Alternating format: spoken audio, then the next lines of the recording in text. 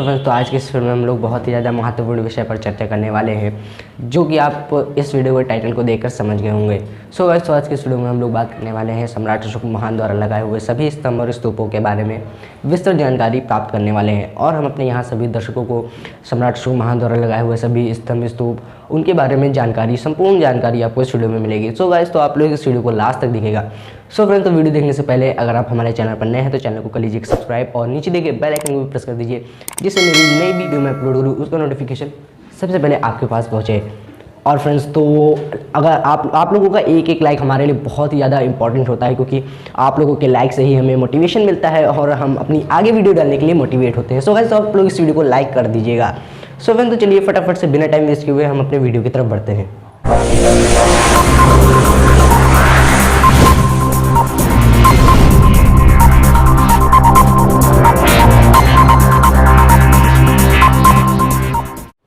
विश्व विजेता सम्राट व महान की उपाधि पाने वाले सम्राट अशोक महान मौर्य वंश के तीसरे शासक थे।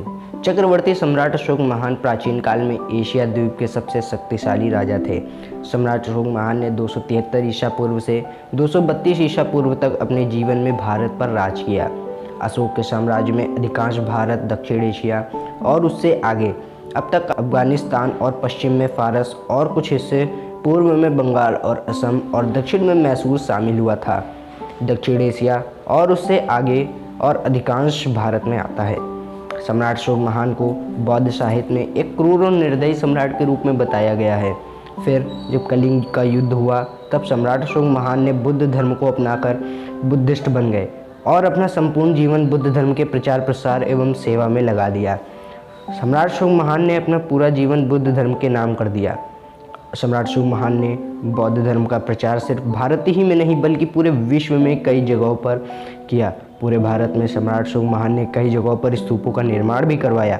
सम्राट अशोक महान इससे बहुत ही लोकप्रिय हो गए थे। बुद्ध धर्म अपनाने के बाद सम्राट अशोक महान ने अपना पूरा जीवन बुद्ध धर्म के प्रचार प्रसार में लगा दिया। सम्राट अशोक महान ने भारत से आगे बढ़कर अन्य देशों में भी बुद्ध धर्म का प्रचार प्रसार किया। उनके पुत्र महेंद्र और पुत्री संघमित्रा ने बुद्ध धर्म के प्रचार करने के लिए श्रीलंका गए। सम्राट अशोक महान ने 3 साल में करीब 84,000 स्तंभों, चैत्यों व स्तूपों का निर्माण करवाया।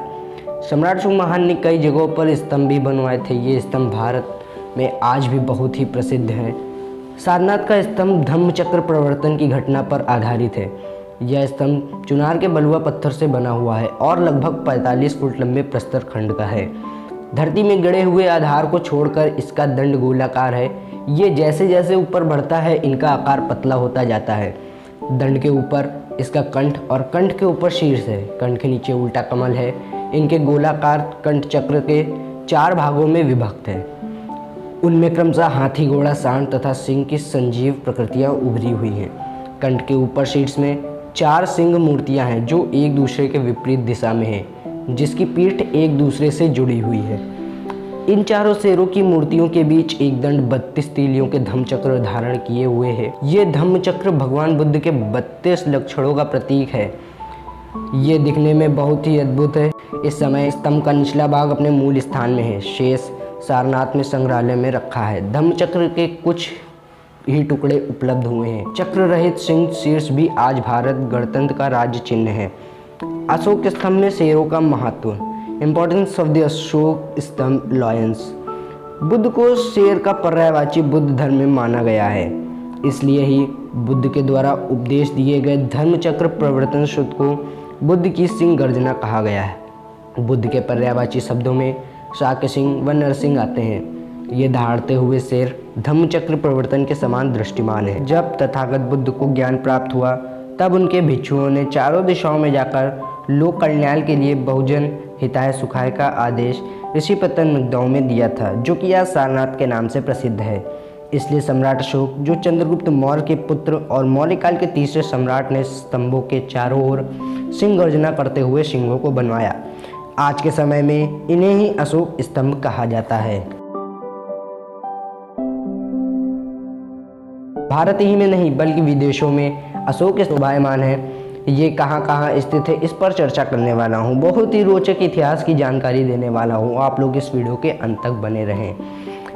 सम्राट अशोक महान ने भारत के विभिन्न हिस्सों में बुद्ध धर्म के प्रचार के लिए स्तंभों का निर्माण कराया और बुद्ध धर्म के उपदेशों को इन स्तंभों पर शिलालेख के रूप में उत्कीर्ण कराया। जहां हम आपको अशोक महान द्वारा बनाए गए कुछ मुख्य स्तंभों के बारे में बताने जा रहे हैं, जैसे Ashoka pillar Delhi, Ashoka pillar Sarnath, Ashoka pillar Vaishali, Ashoka pillar Allahabad और अशोका पिलर सांची। अशोका पिलर दिल्ली का यह अशोक स्तंभ 3 शताब्दी ईसा पूर्व महान सम्राट अशोक द्वारा बनवाया गया था। सम्राट अशोक द्वारा बनवाया गया यह स्तंभ दिल्ली में फिरोजाबाद कोटला में स्थित है। यह स्तंभ 13.1 मीटर ऊंचा है और यह पॉलिश किए गए बलुआ पत्थर से निर्मित है। सम्राट अशोक महान ने इसे 3री शताब्दी ईसा पूर्व में बनवाया था।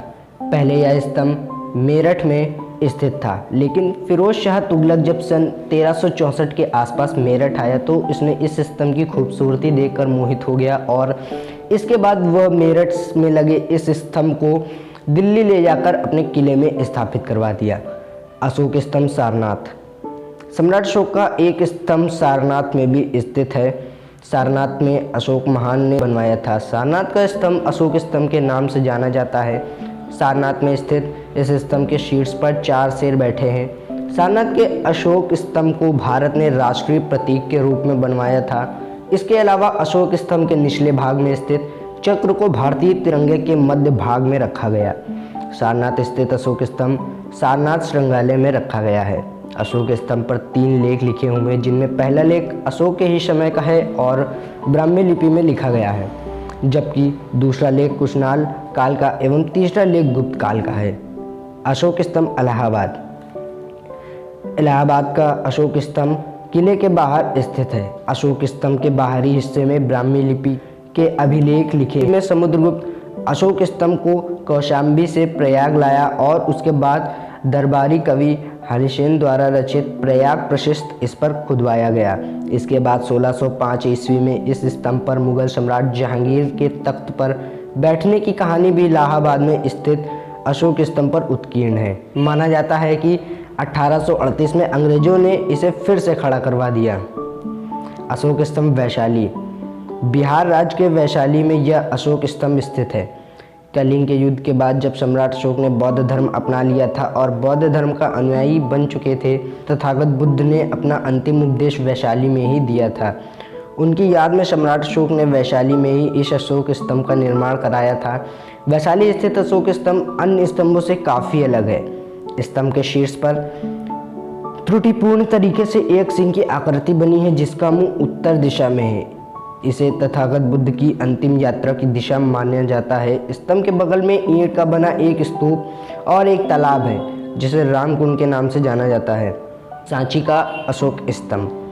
यह अशोक स्तंभ 3री शताब्दी में बनवाया गया था, जो मध्य प्रदेश के सांची में स्थित है और इसकी रचना ग्रीक बौद्ध शैली से प्रभावित है।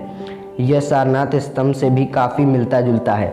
सांची स्थित अशोक स्तंभ के शीर्ष पर 4 शेर बैठे हैं, जिसकी पीठ एक दूसरे से जुड़ी हुई है।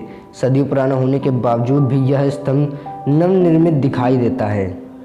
दोस्तों, आज के इस वीडियो में बस इतना ही। मिलते हैं हम लोग अगले वीडियो में।